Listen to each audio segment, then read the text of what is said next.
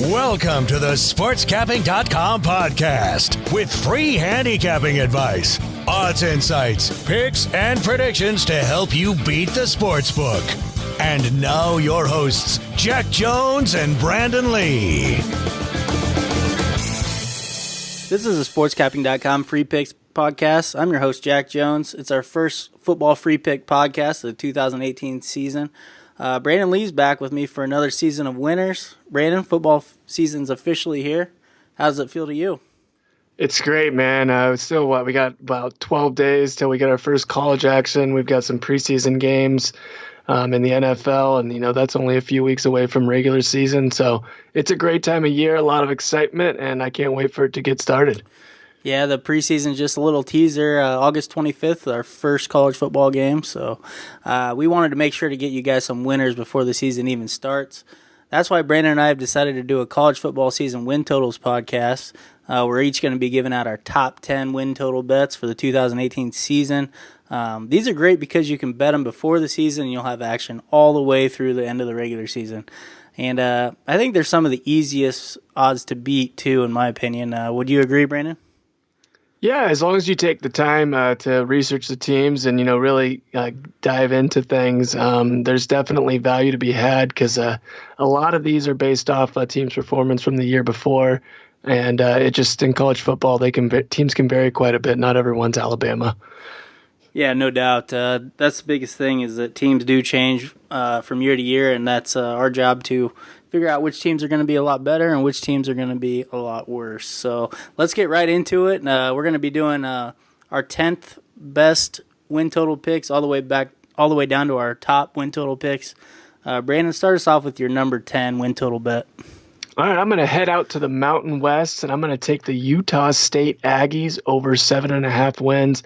Right now, the odds are at minus 130 on the over. Utah State is coming up a 6-7 season in 2017. They did have 3 losses, though, by less than a touchdown, and that was with just 10 returning starters from the year before. Only 5 of those guys played in the opener. There was just no stability at all with this team. They had 25 different guys make their first career starts at some point during the 2017 season. This year they have 18 starters back, 9 on each side of the football. They go from ranking in the bottom 30 in experience to the top 30. And you'll see, and it's one of my biggest factors, is experience and, what a team has coming back that plays into whether I like them going over or under their win total. I love the insertion of freshman quarterback Jordan Love last year. He started the final 6 games and really added a deep threat to the offense. And I think he's only going to get better in his sophomore season. I think they easily top last year's 30.2 points per game, and the defense will also be much improved. They only allowed 26.9 points per game in 2017, and that was with giving up 59 to Wisconsin and 46 to Wake Forest in their first 3 games. They're likely to start out 0-1, having to go to Michigan State in the opener. But I think there's a potential for 10-plus wins here, and all we need is for them to get to 8. They have a great shot at going 6-0 at home against the likes of New Mexico State, Tennessee Tech, Air Force, UNLV, New Mexico, and San Jose State. They also have favorable matchups at Hawaii and Colorado State. That's 8 wins right there, and I could see them easily stealing another one on the road against the likes of BYU, Wyoming, or even Boise. Yeah, any team with 18 returning starters is going to be on my radar. They do have those 2 tough non-conference games at Michigan State and BYU, almost surely losses. They would need to pull an upset to get to 8-4 because they also have tough road games at Wyoming, Colorado State, and Boise State. But I think they will pull off at least one of those road games and get to 8-4. So I like the over here with you. For sure. I don't know why you think BYU is a loss. They dominated them last year, and they're a much better team this year. But, going to BYU is never easy. But I don't think that's if anything, I think they might even be favored in that one. Yeah, BYU is a really interesting team because they were always great, then all of a sudden no good last year. So it'd be interesting to see if they can bounce back. So, yeah, it's not a sure win for BYU. But I would be surprised if BYU wasn't favored in that game. But it'd be close. It'd be close to a pick 'em.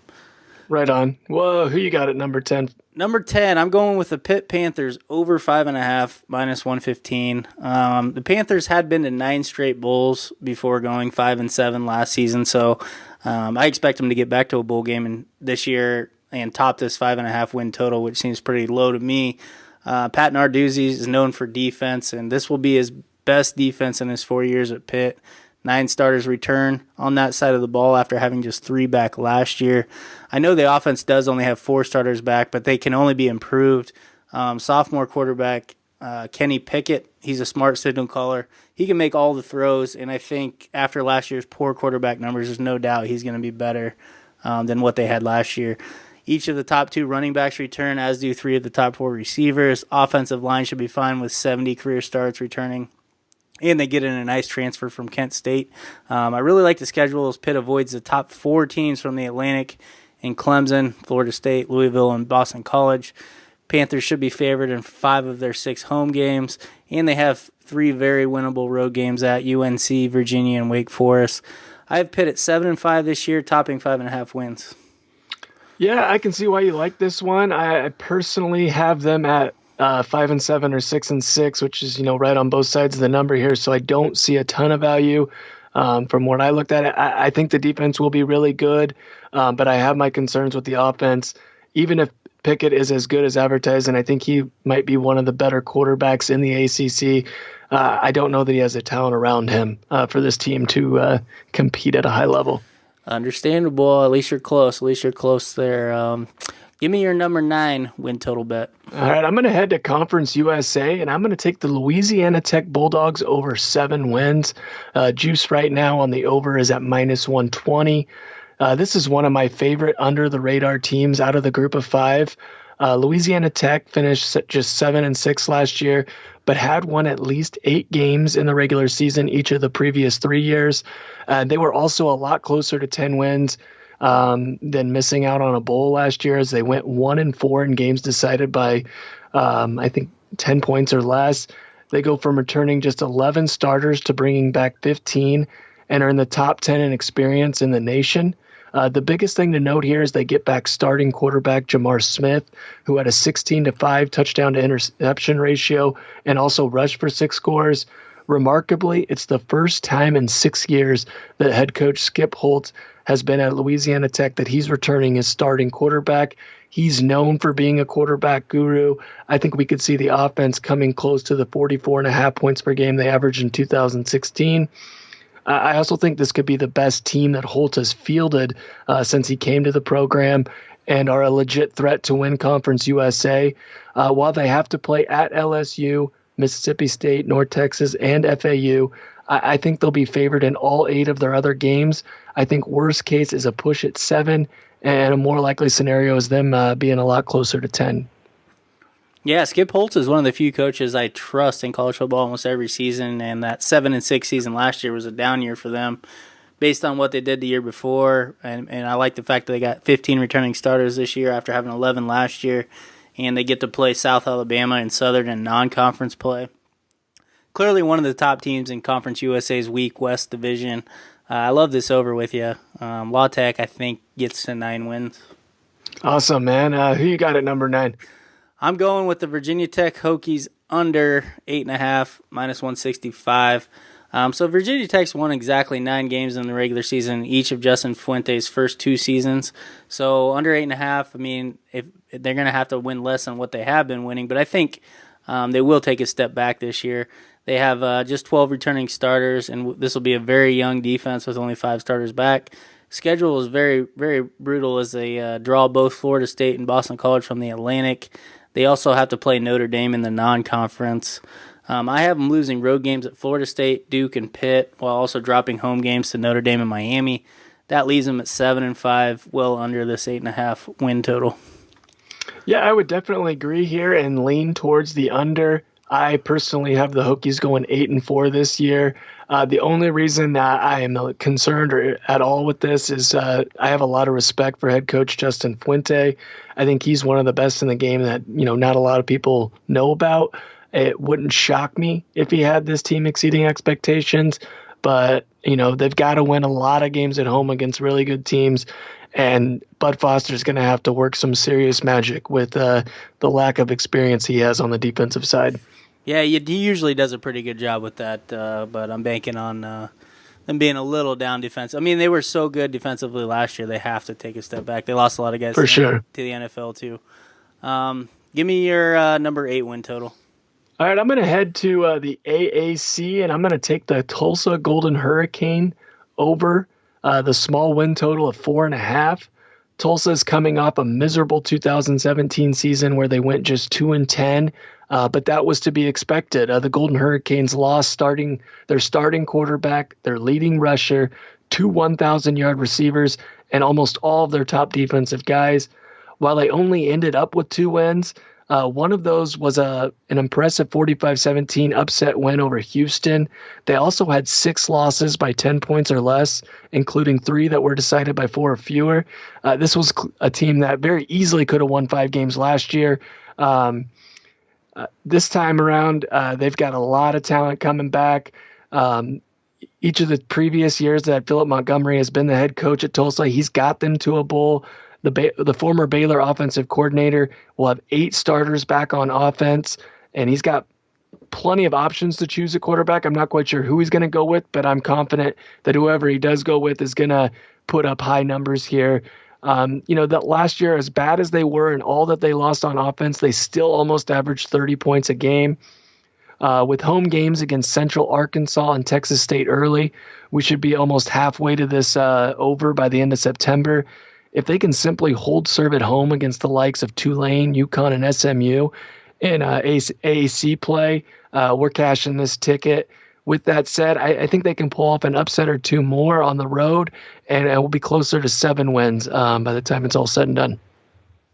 Yeah, Tulsa definitely has the look of being one of the most improved teams in the country, considering they went 10-3 in 2016 and 2-10 last year, so an 8-win difference. So I think they're due for a bounce back, especially with the 15 returning starters. Defense should be a lot better. Got 4 very winnable home games against Central Arkansas, Tulane, UConn, and SMU. Probably win those 4 and then pull an upset somewhere to get to 5-7. I think it's a pretty tough schedule outside those 4 games, but I certainly lean over here with you. And so far we're in complete agreement for the most part. Right on, man. Who you got at number 8? I'm going with TCU over 7.5, minus 135 in the Big 12. TCU's won at least 10 games in the regular season in 3 of the last 4 years. They're just consistently underrated. So when the total is only 7.5 here for 2018, automatically going to look towards the over. 2 of TCU's 3 losses last season came to Oklahoma, which made the 4-team playoff. The Horned Frogs are loaded on defense. They have 6 starters back from a unit that gave up 19 points a game last season, which is incredible in the Big 12, and they have the best defense in the Big 12 again, I believe. Kenny Hill definitely was an erratic quarterback last year, and he held the offense back at times, and he's gone now, and I really like this talented sophomore, Sean Robinson. I think he'll at least be able to match Hill's numbers. TCU returns its leading rusher and receiver. Horned Frogs have 5 Big 12 home games this year. They've gone undefeated at home in 6 of the past 10 seasons. So I'll pencil them in for a 6-0 year at home this year. And then I'm going to give them road wins over SMU, Kansas, and Baylor. That leaves them at 9-3, over 7.5 wins. Yeah, definitely some room to wiggle with there, and I like it. I would another one I would agree with, but it is also just a slight lean. No one gets more out of the talent that they have than Gary Patterson, and the defense should be the best in the Big 12 this year. I'm just concerned with how they replace Kenny Hill at quarterback. I think Robinson's a bit of a wild card. He plays well, then I think they definitely go over. If he struggles, it could be a tough time because as good as defense as they'll play, you have to put up points to win in the Big 12. That's true, man. That's true. I just, you get a good defense in the Big 12. It's rare, so I definitely like backing teams. And I love Patterson, too. Right, and they'll be in every game because of that defense. So there's not a game they won't be able to win. For sure. All right. Brandon, give me your 7th best. Yeah, I'm going to stay in the Big 12. I'm going to go with the Baylor Bears over their win total of 5.5. Going to have to pay some heavy juice here at minus 180, but I think it's well worth it. Everyone knew that Baylor was going to be down last year. They brought in Matt Rule from Temple to be the new head coach, And that first year was all about changing the culture inside the program and, getting rid of some of the bad character issues and players that they had on this team. They ended up going just 1-11, which I'll admit is a little worse than I was anticipating, given how much respect I have for Rule. They did have 4 games decided by 8 points or less, and 8 in total by 14 or fewer. So they were a little more competitive than you might think for a team that only won 1 game. I think this is going to be one of the most improved teams in the country in 2018. Baylor will have 17 starters back, including one of the best young quarterbacks in the Big 12 in sophomore Charlie Brewer. He completed 68% of his attempts with an 11-4 touchdown interception ratio, and he didn't take over as the starter until the final 4 games. Strong defense was always a calling card for Rule in his tenure at Temple, and I expect that stop unit to be much better, though it's still in the back end of the Big 12, but it should be improved nonetheless.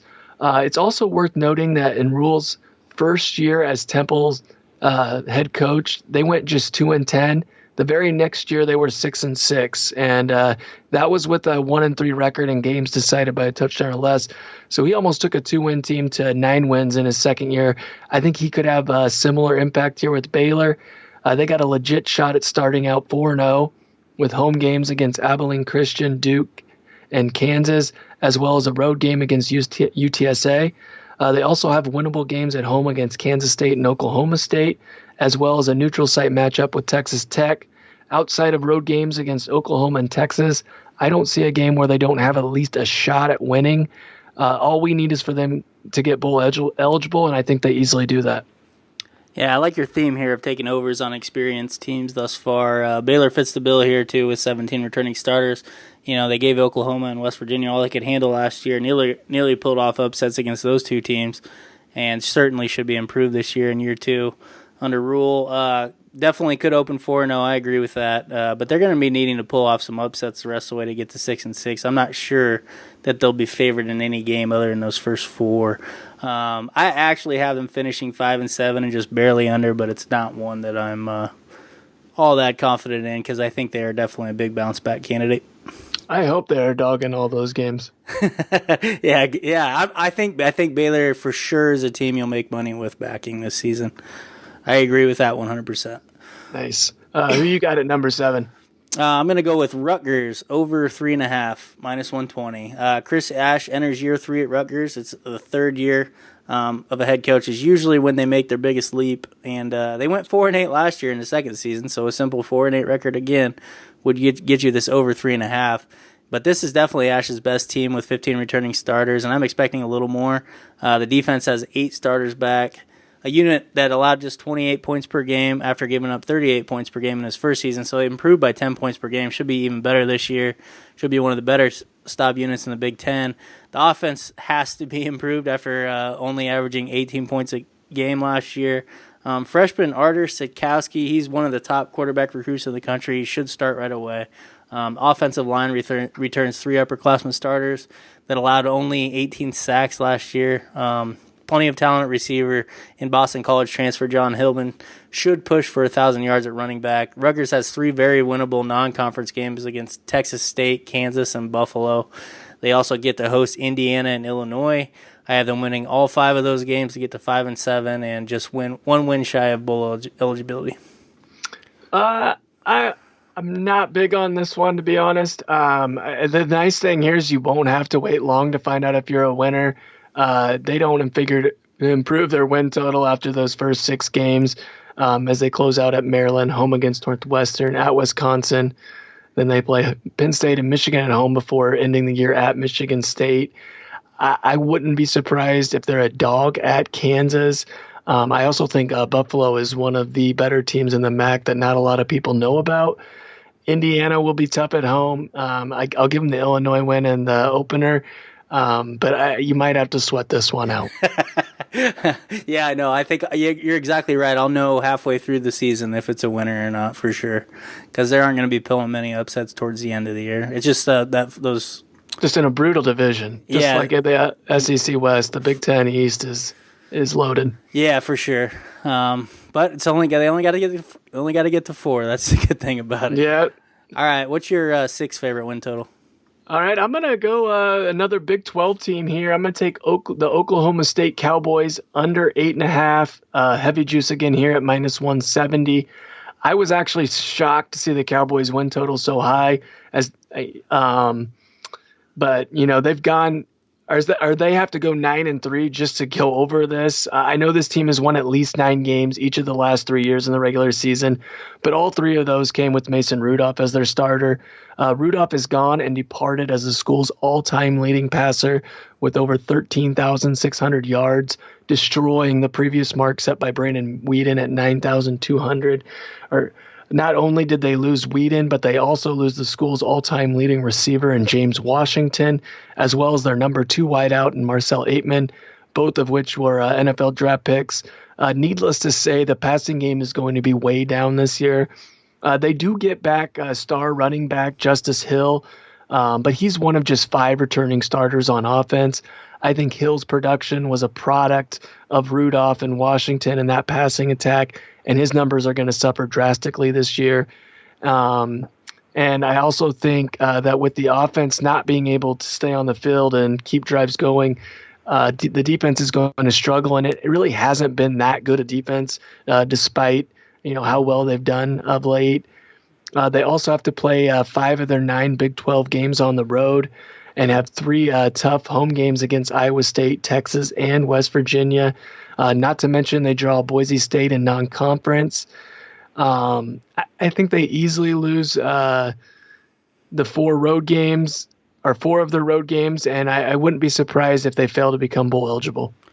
Yeah, I also have Oklahoma State in my top 10, so I'm going to save my comments for later when I get to that pick as well. But yeah, you make a lot of good points, and I'm sure I'm going to have to take out some of my points later because you made some of the same ones. But I'll get to that one down the road here. My sixth best pick is going to be on Washington State under 6, minus 120. Mike Leach has done an excellent job of getting Washington State to 3 straight bowl games. But I believe that streak comes to an end this year. The Cougars have just 10 returning starters. They rank 122nd in the country in terms of experience returning.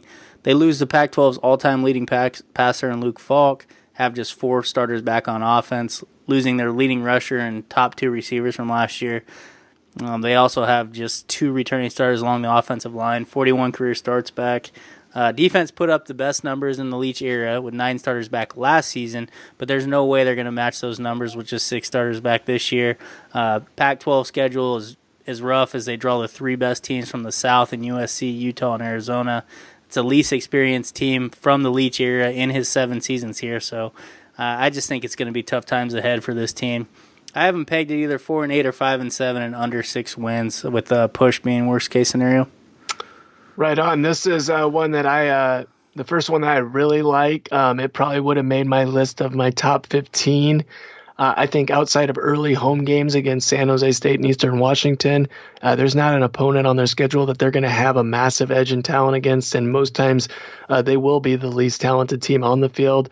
I think there is a potential here for it to get really bad, and I agree 100% that the worst case scenario is a push at 6-6. All right, awesome. What's your 5th best pick? Yeah, I'm going to go with my theme here with the Big 12. Apparently, I've got a pretty good lock on this conference this year, or at least think I do. I'm going to take the Texas Longhorns over 8.5. There was a huge buzz in Austin last year when the Longhorns brought in new head coach Tom Herman. A lot of people thought Herman would immediately take this team back to being a national power. That hype didn't last long as Texas was routed at home by Maryland in their opener, and were sitting at 3-5 through their first 8 games. They ended up at 6-6 before beating Missouri in a bowl. The biggest thing to keep in mind is that was a transition year. They're learning new schemes, and they were actually dangerously close to being a 10-win team. They lost in overtime to both USC and Oklahoma State, while also losing by just 5 to Oklahoma and 4 to Texas Tech. They bring back 14 starters from last year, 7 of those coming on each side of the ball. Given Herman's track record as an offensive guru, I think we could see the offense take off in year 2. They've got 2 really good quarterbacks to choose from, in Ellinger and Busheli. The defense is one of the better ones in the Big 12 and, could rival TCU for the best in the conference. We need Texas to win 9 games to cash this bet. And there's not a game on the schedule that I don't think they can win. And it's not out of the question that they run the table and are in the playoffs. I think worst case scenario, like we had saw with Washington State, is right at the number here and 9-3, and actually gets us over at 9-3. So definitely one I like a lot. Love, love, love this one. It's in my top 5 as well, so I'm going to save my comments for later on this one as well. My fifth best pick is LSU under 7.5 -150. I just think LSU's glory days are over with Ed Orgeron at the helm. Tigers have just 10 starters back this season. They rank 129th in terms of experience returning. So this is a young squad. They lose running back Darius Geis. Each of their top 3 receivers are gone. Offense is going to struggle mightily. The defense will be decent, always is, but they do only return 5 starters. What I really like, the reason I really like the under is the schedule. Would draw Miami out of conference and play the 2 toughest teams from the East in Georgia and Florida. They play Georgia and Alabama at home. Means most of their winnable games are on the road. But even then, they'll probably be road underdogs to Auburn, Florida, and possibly Arkansas and Texas A&M. I actually have LSU going 5-7 this year, 6-6 probably, best case. So under 7.5 is an easy choice for me here. Yeah, this is one that I really like a lot, and I will be touching on in a little bit, like you've had here with a few years of mine. So I'm in agreement first time with you. All right, awesome, man. No problem with the agreements. I'm glad we have a couple of them because we did this blindly, and it's just how it worked out, and it's always fun when we agree. Give me your 4th best pick. Yep, I'm going to stay in the SEC. I'm going to take Arkansas over 5.5, juice -135. A lot of people are sleeping on this Razorbacks team, and I think a big reason for that is they might be the 4th or 5th best team in the SEC West and will be in the first year of a new head coach. What you have to keep in mind is the 4th or 5th best team in this division still might be one of the top 25 to 30 teams in the country. You also have to make sure to look at the situation a new coach steps into. If all the talent's gone, it's going to be really tough for that guy, the new guy, to come in and exceed. Chad Morris is somebody that I have a lot of respect for, and he's taken over a team that has 17 returning starters, 9 on offense, 8 on defense. You also have to look at what Morris did in his 3 years at SMU. He took over a team that was coming off a 1-11 season where they averaged just 11.1 points per game. In his very first year, he improved the offense to 27.8 points per game. And by the time he left, the Mustangs were at 37.8 points per game and qualified for a bowl for the first time since they joined the AAC in 2013. I look for Morris to have a huge impact on the offense, and I absolutely love the hire of defensive coordinator John Chavis. I think they could hit their win total by the end of October. They should be 3-0 after opening up against Eastern Illinois, Colorado State, and North Texas. After a couple of tough games, they have 3 more favorable matchups in a row against Ole Miss, Tulsa, and Vanderbilt. I could see them winning on the road against the likes of Texas A&M and Missouri, as well as at home against LSU. That's the potential for 9 wins, and all we need is for them to get to 6. No-brainer, if you ask me. Yeah, man, this is like number 11 in my top 10, so I was really close to putting this one on there too.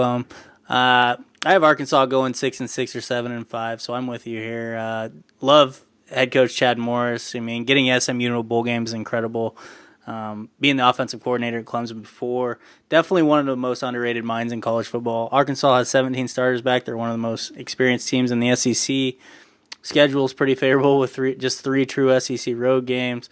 Yeah, I got them favored in at least 7 games this year, so that fact alone, give me the over 5.5. Right on. Yeah, I'm glad to see you're in agreement on this one. And who you got at number 4? Number 4, I'm heading to the Pac-12. I got Arizona under 8. -120. I just think the Wildcats are getting a lot of hype heading into 2018. Khalil Tate, he burst onto the scene last year, and he wowed viewers. I mean, me too.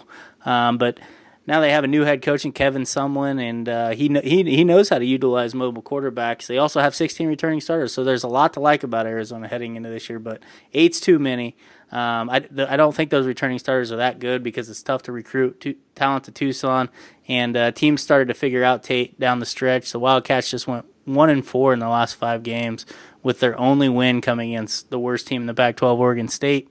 Asking the Wildcats to win 9 games to beat us with this 8-win total, I think, is too much. They have 2 tough non-conference games against BYU and Houston. They play USC, Cal, and Oregon at home, meaning a lot of their winnable games are certainly on the road here. Someone may eventually turn this program around, but it's not going to happen in year 1. I got Arizona at 6-6 and under 8. I don't have a lot to add here. I have them at 6-6 as well, and I like the under.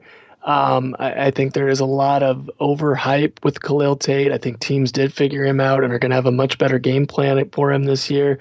I'm also not a huge Kevin Sumlin fan. I think he had a ton of talent at Texas A&M and didn't really get them to play up to their potential. So I'm not convinced he's going to do any better here at Arizona.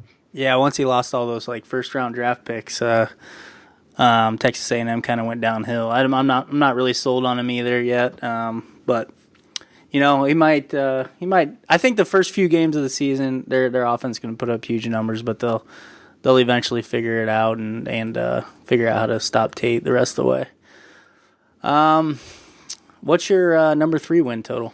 All right, this is one that you've covered already. It is the LSU under 7.5. You've touched on just about everything. I was not a fan of when they hired Ed Orgeron to replace Les Miles. I think they made a big mistake, trying to chase Nick Saban and overtake Alabama. That's just not going to happen for a lot of teams, and it probably won't happen until Saban leaves, that anyone will overtake Alabama in the SEC on a consistent basis. You mentioned the lack of returning starters. They lost their starting quarterback, as you mentioned. They lost their top 3 rushers who combined for over 2,500 yards.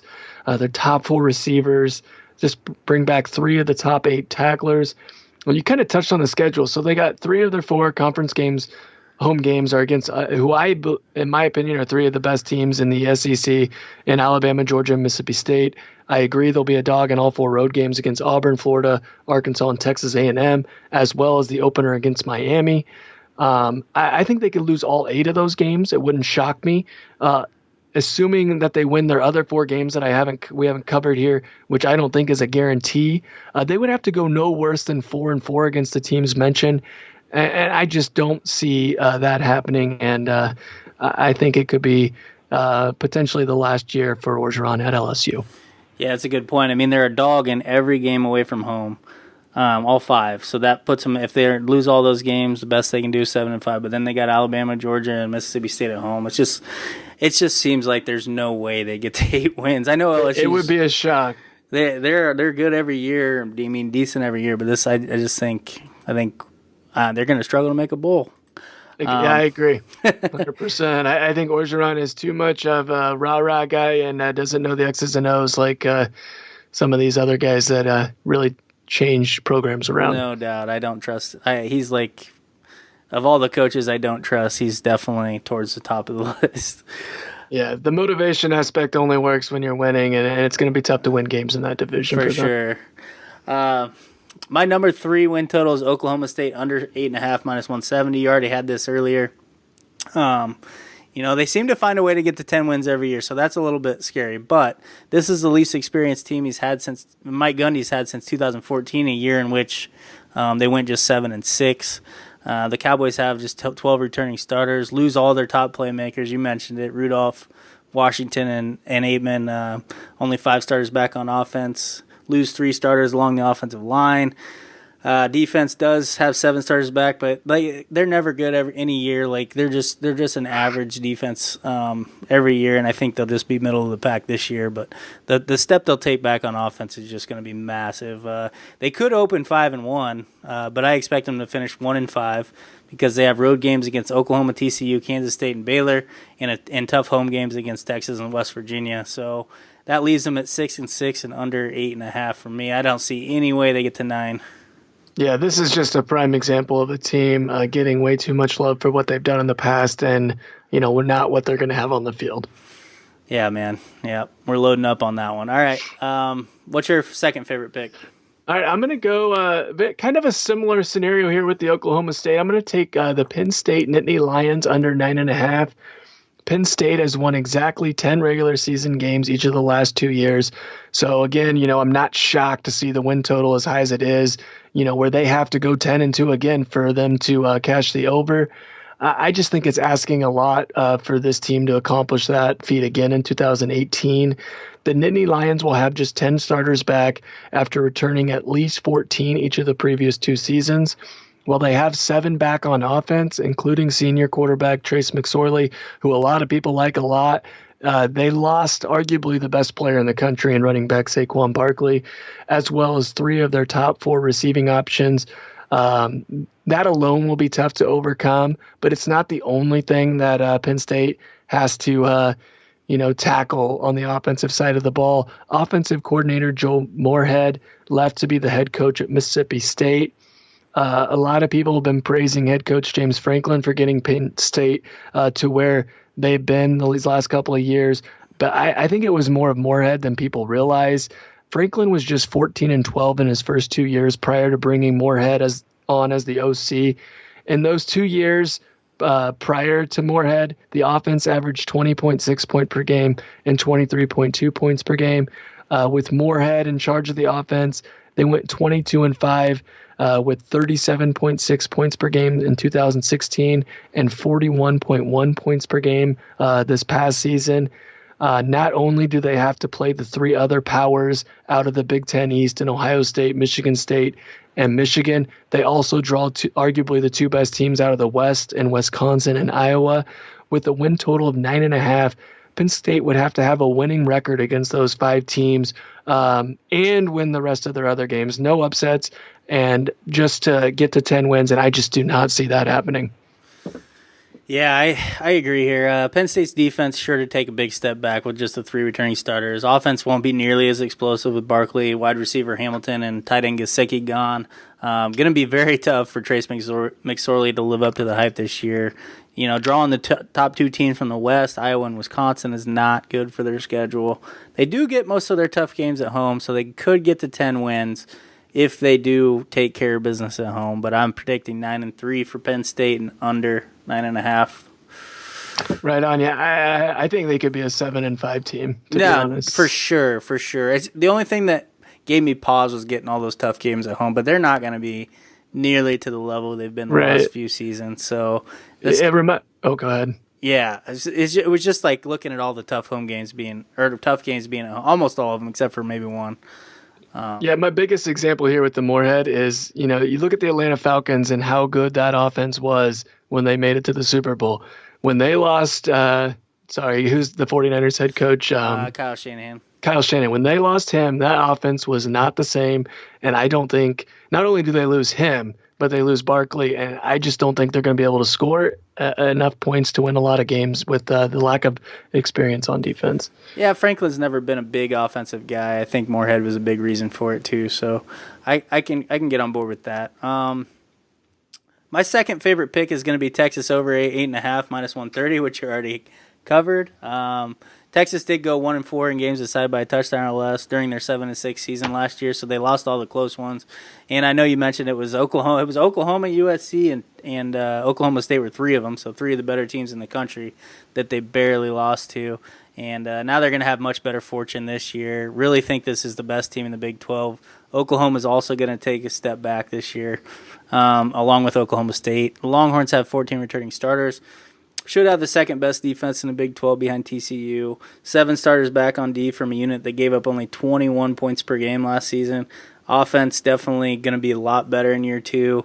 They definitely have those 2 capable quarterbacks, so I'm not worried about whoever starts. 102 career starts returning on the offensive line also. Should get a lot more production from the running game this season, which they didn't have last year. Each of their top 2 receivers are back. Maryland and USC are on the schedule again this year, but they're both worse off than they were last year. So those are 2 teams that lost to last season. I think they're going to get their revenge this season against those 2. So that's already 2 more wins. And then they get TCU and USC at home. Could be favored in all 5 of their true road games also. So, yeah, like you said, there's not a game that they can't win. That game against Oklahoma on October 6th probably going to decide the Big 12.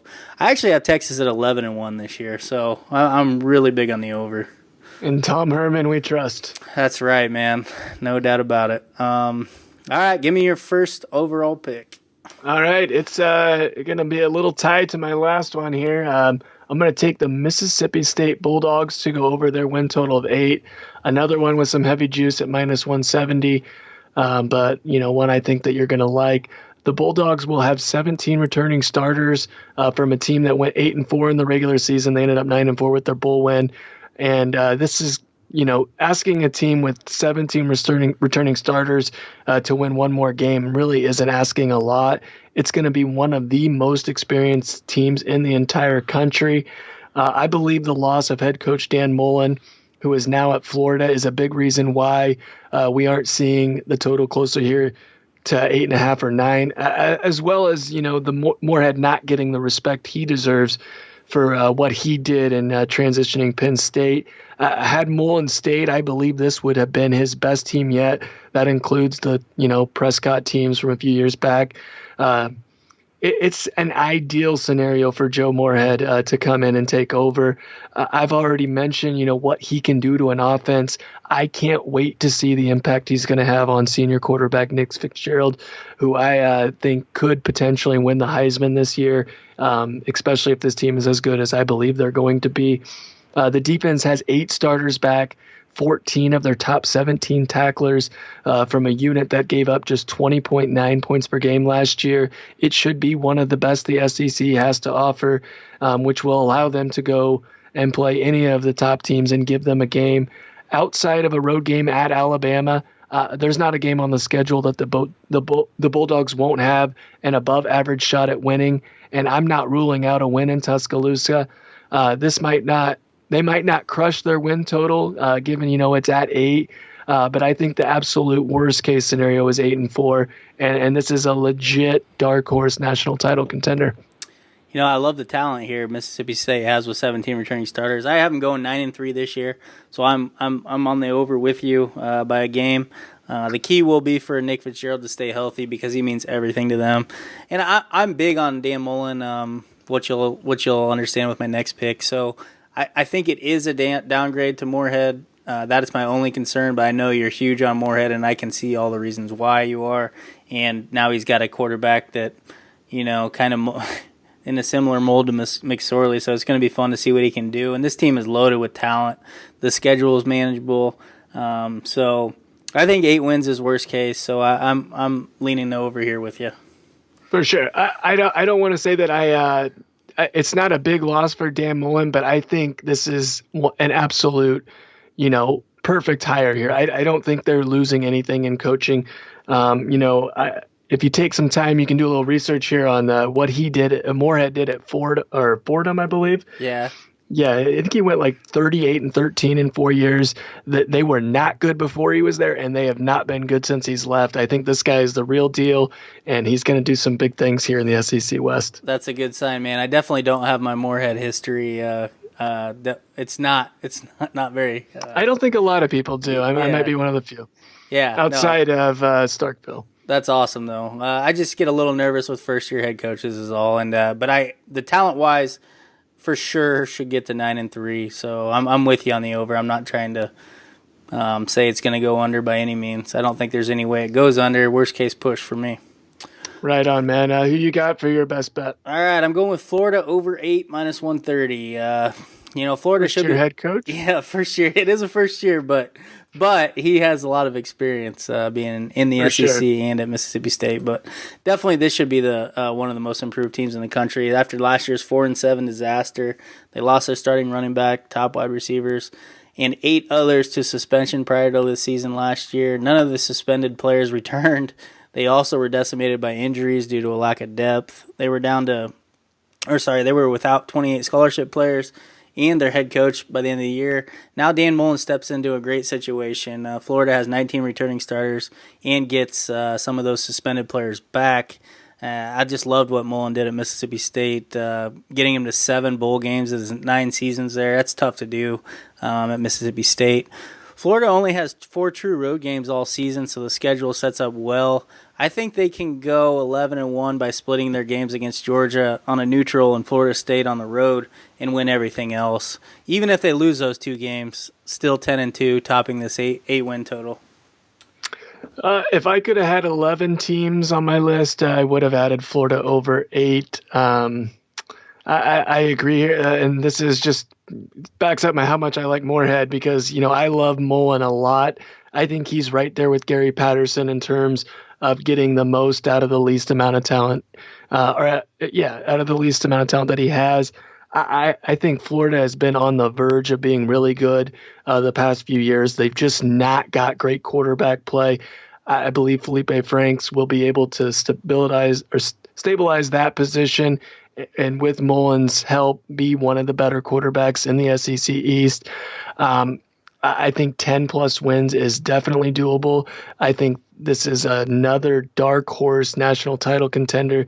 I think they could run the table. I think they could also go 11-1, overtake Georgia in the SEC East, and then they're an upset away over probably Alabama to make the playoffs. Yeah, I do have them winning the East. Georgia's like a huge favorite against Florida already in that game in Jacksonville. So if you can bet that early, bet Florida in that game. Yeah, I think we know what side we'll be on in that one. Yeah, the line's only going to go down by the time it gets there, though. For sure. Let's do a recap of our top 10 just so that way they have them. Do you have a recap of your 10? Just here 1 second. I got the list here. All right, number 10, Utah State over 7.5. Number 9, Louisiana Tech over 7. Tulsa over 8 or over 4.5 at number 8. Baylor over 5.5, minus 180. Then I got Oklahoma State under 8.5. Texas over 8.5. Arkansas over 5.5. LSU under 7.5, Penn State under 9.5, and the big one of them all, Mississippi State over 8. The granddaddy of them all. All right, I'm gonna go. I'm gonna give mine from 10 down to 1 as well. Pittsburgh over 5.5, Virginia Tech under 8.5, TCU over 7.5, Rutgers over 3.5, Washington State under 6, LSU under 7.5, Arizona under 8, Oklahoma State under 8.5, Texas over 8.5, and Florida over 8 as my favorite. It really looks like we're mostly in agreement on most of these. We have 3 teams that each made our top 10, and I know I said Arkansas would be my 11th, and you said Florida would be your 11th, so realistically we have like 5 teams that we're really in strong agreement on. So if you do anything, be sure to load up on Texas over 8.5, Oklahoma State under 8.5, LSU under 7.5, Florida over 8, and Arkansas over 5.5. But I think if you go ahead and bet all 20 of our picks, you'll come out way ahead by season's end. Our next podcast will be on NFL win total, so be sure to tune in for that. Thanks for your insight, Brandon. I look forward to doing all these free pick podcasts with you throughout the 2018 football season. Yeah, it was a lot of fun, and I'm ready to give the listeners some NFL advice here in the next day or two, and help them catch some win totals in the pros. Yeah, man, it's just fun to have these win total bets in your pocket, so that way you got a lot of action. You got 12 games of action basically throughout the regular season right there with these win total bets. And like I said before, I think they're some of the most profitable bets you can make. I agree 100% there. Just got to wait a little bit to get your money, but it's well worth it in the end. All right, definitely check out our NFL win totals podcast coming up next. Have a good day, everyone, and Brandon, I'll talk to you later. All right, man. Take it easy.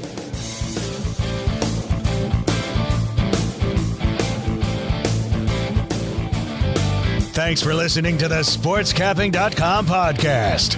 For more free picks and predictions, be sure to visit us at SportsCapping.com.